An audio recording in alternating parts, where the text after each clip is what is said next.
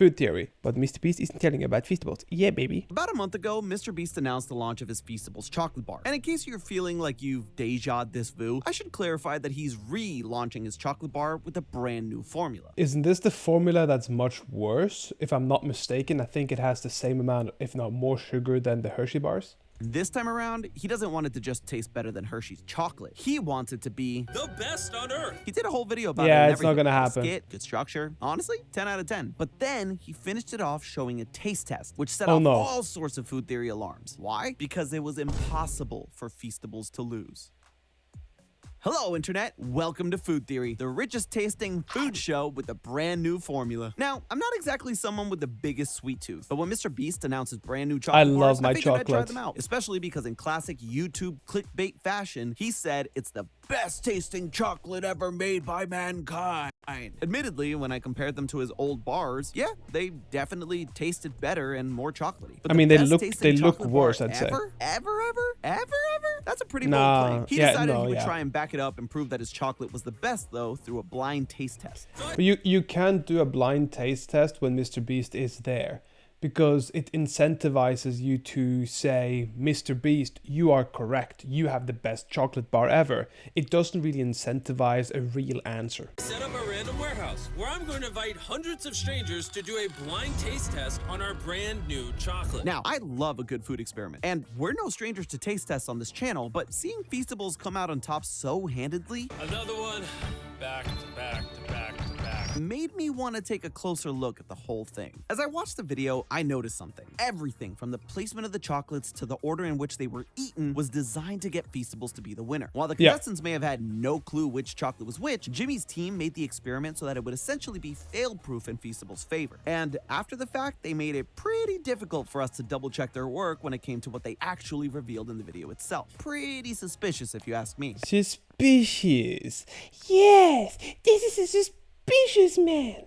Ha! Am I saying that MrBeast, the Jimmy Donaldson, deliberately set up the test so that his chocolate would win? Actually, mean, no. yes. Let me be clear. I'm not trying to I'm dunk saying on that. Jimmy. At least not in my third week of being host. His team, though, fair game. And while Jimmy was probably busy catapulting sports cars into the horizon or something, I'm sure that this test was designed by his team so that Feastables couldn't lose. But here's the I'm thing, sure he they was a may part not of have it. done it all on purpose. In fact, they may have Eh. unknowingly skewed the results of the experiment. I in don't their believe favor. that. So, did MrBeast accidentally make it so that Feastables couldn't fail in this test? That, my friends, is what I'm going to find out today. First off, why did MrBeast do a blind taste test at all? Was that just a random idea his team came up with? No, blind taste tests are something food companies do all the time. They do this so they can collect data and compare it to similar products or competitors. When removing any branding, packaging, or anything like that, the thought is it takes away any bias or favoritism someone might have toward a particular brand and allow them to judge solely on the taste. Probably the most famous example of this was the Pepsi Challenge back in 1983. That year, Pepsi ran an advertising campaign where they went to supermarkets across America. I remember asking them this to one. blind This taste was test pretty Pepsi dope. and their biggest competitor, Coca-Cola, who before this test was the choice for sodas. What's shocking is that the underdog Pepsi came out on top and showed that a giant like Coke could in fact bleed. Pepsi obviously advertised this amazing result. Coca-Cola was outraged by this. They Angry started issuing Cola. press releases Grr. questioning the validity of Pepsi's taste test and actually tried to sue Pepsi. But this blind taste test showed that branding isn't everything. And sometimes isn't, it can but actually sometimes cloud our judgment. Pepsi's Yeah, exactly, I was market gonna say share that. more than doubled from 6 to 14%, showing that people had probably overlooked it in favor of Coke up until that point. Yeah, because the branding is so incredibly iconic. You got those beautiful bottles. You got that great Coca-Cola with the red and the white. You got Santa Claus now being a Coca-Cola ambassador, you know. But you know what hasn't been overlooked? All of you that responded to our community post a couple of weeks ago showing your excitement for our upcoming episodes. And for those of you chomping at the bit for the microwave episode, don't worry, that's coming up next week. So make sure you hit the subscribe button so you don't miss that or future episodes where we break down whether party size or family size are a massive scam or even the famed gargling episode. I promise you though, it'll be one that you don't want to miss. But back to today's topic. If you haven't seen the video, Jimmy set out 4 different chocolates with no branding or labeling convention of any sort for the participants. Going up against Feastables were Lindt, the pricey Icelandic chocolate, and Icelandic chocolate, okay. Cadbury. An odd and suspicious choice made. Yeah, if you were thinking about it like this, Cadbury used to be really good. It used to be a really good one, and then it got sold, and now it tastes a lot more artificial. Lindt Excellence 75% Ecuador. I haven't tried that one ever, but I've tried the 70%, the mild. I've tried the normal 70%. I've tried the 85%. I've tried the 90%, and they're all excellent chocolates.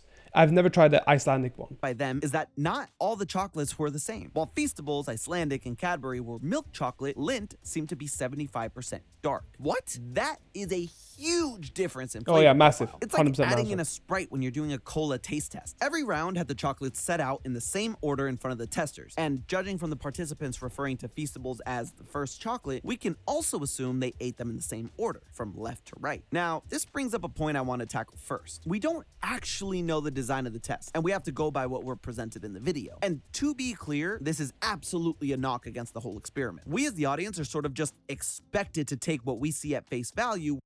They could have also had them in different places, and then everybody ended up choosing, well, no, not everybody, but a lot of people ended up choosing the one to the right. Maybe that's a different chocolate for all we know, and they went, that's Feastables. Without any further details, which leads me to the second point, and that is that there are no statistics for us to look at. We don't know how many people tested the chocolate, and we don't know what percentage of them actually chose Feastables. That's another the video question. shows most of the people voting for Feastables, but that may not be the whole story. Maybe he figured it was a quick video and he didn't have to show any numbers, but here at Food Theory, we need the numbers. We live on cold, hard facts. But even with that aside, I noticed something else about the taste test. The way the chocolates were presented on that table actually had a huge effect on the results. The first big thing comes from the fact that many of us naturally focus on things to our left because of how we read. That's right. The way we read causes us to bring more attention to things on the left of our Quick thought experiment. Does that mean that the Japanese think the other way? In form of mangas being left, right to left? I mean, being read right to left? field of view. This psychological study, which holds the title for the most boring name exploring something so cool, conducted an experiment to prove this left side bias. You know what? Actually, you can see this for yourself. On screen right now, you'll see two circles, A and B. Now, because English speakers read left to right, your attention will first go to circle A. Then your brain will quickly shift your attention to the right, to circle B, because that's the direction you normally read in. But when you shift your attention back to circle A, your brain hesitates because it sort of says, I've checked there already. What are you doing, you idiot? But this causes it to linger on that left side longer, creating an unconscious favoritism toward anything on that side. We know It would make sense if everything kind of tasted the same for you to linger towards A. But if something tastes in a different manner, having a different flavor spectrum, then lingering on A would mean that you're not actually taking into consideration the flavors of which you like, but you're looking at A and have decided A pretty much from the get-go. it's linked to the way we read because the same test was conducted on Arabic-speaking people who read right to left, and they found the exact opposite bias. They favored Oh, the so we right-hand have the side. Japanese What this means answer. for the taste test is that people's attention would naturally have been geared toward the far left chocolate, Feastables. Not only did it mean that throughout the experiment, people's focus would have stayed on this chocolate, but if you watch the video, you'll see that most people actually chose it first. I like the first one the best. I'm gonna go with the first one. This opens up a Pandora's box of unconscious bias and unfair favoritism toward Jimmy's chocolate, namely in the forms of the primacy and anchoring biases. The primacy bias is a psychological tendency to prioritize information that's presented first in a sequence. This happens because we Smart. get more time to process the information. Yeah, that which makes then sense. leads to people giving more weight to the thing they encounter first and giving Okay, less well, I got importance my to answer things from that the come after. In this case, the aforementioned first question. chocolate, Feastables, would leave a stronger impression in the minds of the participants, skewing their judgment in favor of it as the one to beat. It's kind of like love at first sight or first taste. Yeah, you get the point. Once that primacy bias is established, the next thing that happens is your brain creates an anchoring bias. Anchoring bias basically means that our brains tend to anchor our decisions based on the first piece of information we receive. Even That makes a lot of sense because a lot of girls or boys have an anchoring bias towards their first boyfriend or girlfriend because everybody compares, not everybody, but most people compare their first with their next and their one after that and the one after that and the one after that, or at least their best if nothing else, which would be an anchoring bias to their best. Either the best or the first. even if that information is irrelevant or just straight up wrong. This may sound similar to primacy bias, but there is some nuance here. See, primacy bias causes you to potentially obtain a skewed, heightened opinion of the first chocolate you taste, whereas anchoring bias makes that the yardstick by which you measure every other chocolate. You essentially latch onto a piece of information that then influences everything else. In the video, we hear participants talk about the richness of the chocolate. It's a little bit richer than the other ones. This may have been the anchor for many of them. So they try the others and think, this one wasn't as rich as the first one, or this one was way too rich compared to that first one. Either way, their thoughts always came back to the anchor, which was Feastables. But Jedi mind tricks weren't the only way that Jimmy had it. Hello there. I like that little Jimmy in there. That was a nice touch. A little Jimmy One Kenobi. Test. Mr. Beast's chocolate being eaten first by the participants gave it another leg up, or should I say tongue up, when it comes to how our taste buds work. When we Probably because you already have tasted it and there's no palate cleanser in between. And so if there isn't a palate cleanser, kind of like when you're eating sushi and you get the ginger is there for the palate cleansing.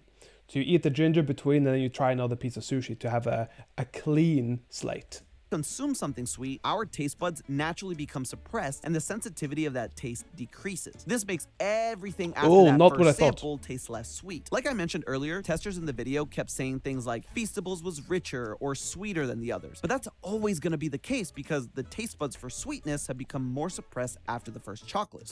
However, does sweeter mean better? So I don't know what chocolate you guys like. I'm a big fan of darker chocolates. I believe that too much sugar in the chocolate doesn't actually make it better. So for example, there is a dark chocolate that has about 60% other ingredients and 40% sugar. And of course you got the milk chocolates that tend to be like 50-something% sugar. If that's the comparison, I would probably choose the milk chocolate. But if we're talking about an 80% or 70%, I would probably choose that any day of the week over the more sugary ones.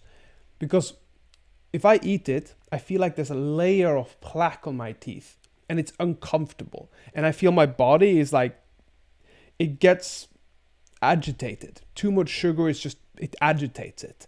So just because it's sweet doesn't mean it's better. The others won't appear as sweet in relation. This is called sensory adaptation. Our taste buds adapt to the sweet flavor and are less sensitive to others, appearing to be much blander. That's exactly what we're seeing. I assume that would happen the other way as well. So if you don't eat sweet things for a long time, it would be adapting towards that. In this blind taste test. And by the way, this can happen across all senses. Have you ever noticed how you can be jamming in the car at full volume like it's nobody else's business and you don't realize that you've cranked it up all the way, but then the next time you get in your car, you turn it on and it's so loud? That is sensory adaptation. During your first ride, your ears become accustomed to the loud volume. They get fatigued that makes a lot of sense. And adapt to be less responsive to sound. Then, after some time passes where you don't listen to things at eardrum rupturing levels, when you turn your car on, you're more sensitive to sound. And the exact same thing happens with our taste buds, except it happens even faster. It's worth mentioning that this is not where you become numb to certain flavors due to overconsumption over a long period. That's entirely different. We're just talking about the fast initial adaptation to our taste buds after eating something. Every element of the taste test skewed the results in favor of Feastables coming out on top. And I have a hard time believing it was all inadvertent. The choice of chocolates was definitely more than suspicious. For one, yes. As I said in the beginning, I don't believe that this could have been an inadvertent thing. We're talking about the person who has YouTube down to a science. We're talking about the man who only cares about numbers. We're talking about the man who only cares about views. Do you not think this man would only care about getting us the best result possible for Feastables? One, poor old Hershey's kept getting name-checked and wasn't even put in the taste test. How are you gonna do them dirty like that? You say your new formula makes your chocolate the best tasting ever made by mankind, but you don't put it up against the most popular brand in America? That's just poor experimental design, Jimmy. That is Speaking true. of bad design, I mentioned that not all the chocolates were the same kind. But now, taking everything we've learned, the left-to-right bias we talked about would make it so that this dark chocolate was guaranteed to be tried straight after Feastables, which would increase the bitterness of dark chocolate and create create a greater contrast, amplifying the primacy and anchoring biases. In the participants' minds, their opinion of the first Very chocolate smart. would skyrocket even more thanks to the bitter taste in their mouths after the second, making yet another anchor. So basically, for the rest of the chocolates, they'd say, well, it's not as bad as the second, but the first one was better. Mr. Beast used everything from the choice of chocolate to their placements in order to essentially hack the testers' minds and bodies so that Feastables would be the winner. But I don't want to just tear apart his taste test. In fact, I decided to put his chocolate where my mouth is and conduct my own improved Yes, I like this. I'm really excited to see his taste test. I wonder what his result is going to be.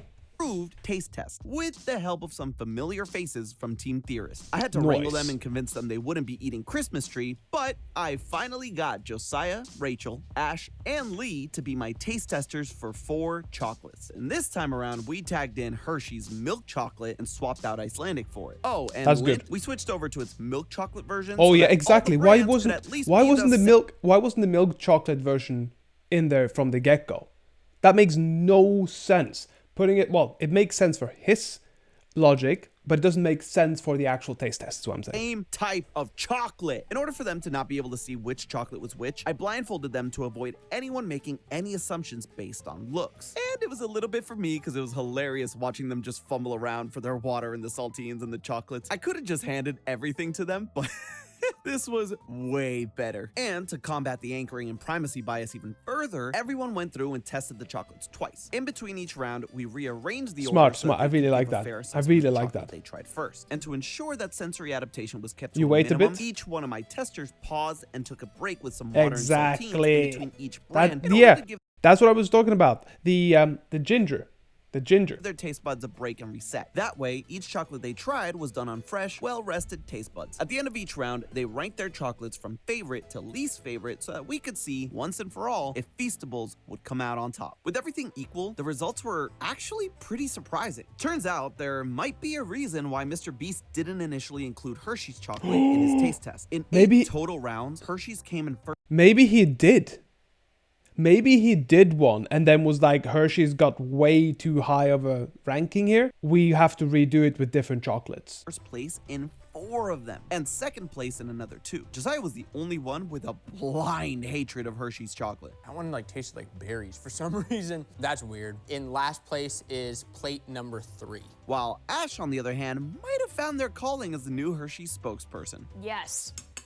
Absolutely. That one right there. Oh, it smacks. It's thick and it stays with you, and that's perfect. It's It not smacks. overpowering with the milkiness. Whoosh, It's whoosh. right where you want it to be, and it's comforting. It's so comforting. Ugh.